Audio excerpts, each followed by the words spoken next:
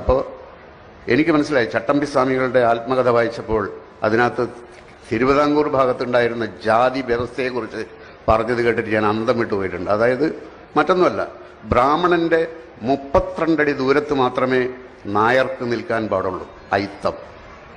നായരുടെ 32 അടി ദൂരത്ത് മാത്രമേ ഈഴവന് നിൽക്കാൻ പാടുള്ളൂ. ഈഴവന്റെ 32 അടി ദൂരത്ത് മാത്രമേ പൊലയന് നിൽക്കാൻ പാടുള്ളൂ, അയിത്തം. ഈ നായർക്ക് ബ്രാഹ്മണന്റെ 32 അടി ദൂരത്ത് നിൽക്കേണ്ടി വരുന്നതിൽ വളരെയധികം അമർഷമുണ്ട്.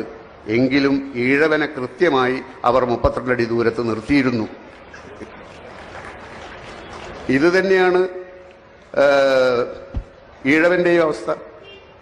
നായരോടും ബ്രാഹ്മണനോടും അമർഷമുണ്ട്, പക്ഷെ പൊലയനെ 32 അടി ദൂരത്ത് തന്നെ നിർത്തിയിരുന്നു.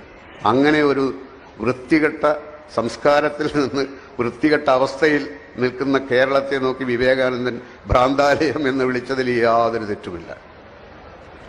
അപ്പോൾ അവിടുന്നൊക്കെ കേരളം മാറി, അവിടുന്നൊക്കെ കേരളം രക്ഷപ്പെട്ടു. പക്ഷേ പുതിയ പ്രതിസന്ധികൾ പലപ്പോഴും പല ഘട്ടങ്ങളിലുമായി വന്നുകൊണ്ടിരിക്കുന്ന കാലഘട്ടത്തിൽ തീർച്ചയായും മനുഷ്യൻ എന്ന് പറയുന്ന ഒരു